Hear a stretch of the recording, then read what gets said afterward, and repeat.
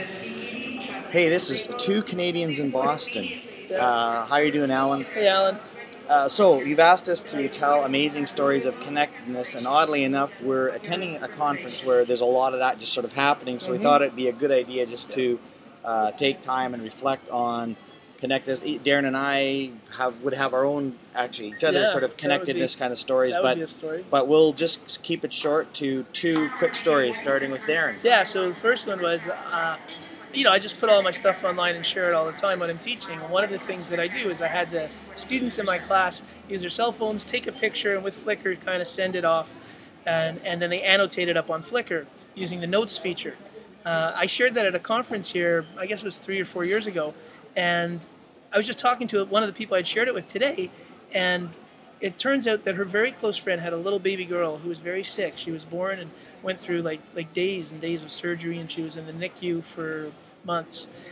And the family was kind of so distraught, they weren't bothering taking pictures, but she was there and she had her cell phone, and because of what she learned in my workshop, she used the phone to take pictures of the baby, and that's the only way the family had any pictures of the baby for the first month of that young little girl's life.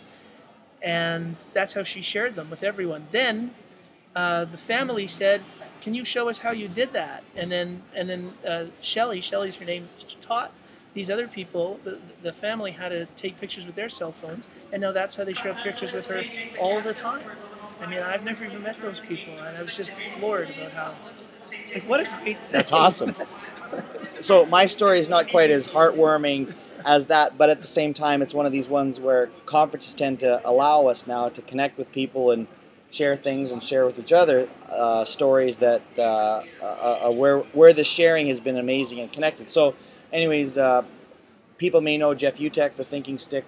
He's a pretty prominent blogger, and a big baseball fan. So we went to a ball game last night. We were walking home, and I was talking about a workshop that I was doing today on digital identity and so forth. And one of the examples that I use in that presentation is a blog post that I wrote called "Robbing Students of Recognition," where I talked about problems in our own policy in our school district where not using students' full names sometimes robs them of recognition. In this case, it was a student that was he was a high-level baseball player and wanted his name attached to his picture. I mean, he's wants scholarships, he wants money.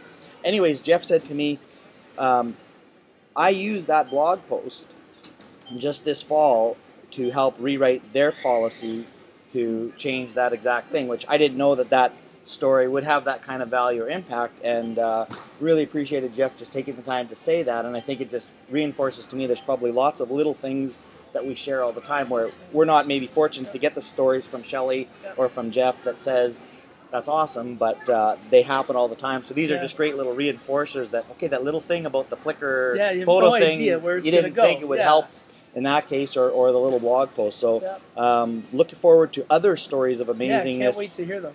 And thanks for letting us share, Alan. Take care. See ya. Cheers.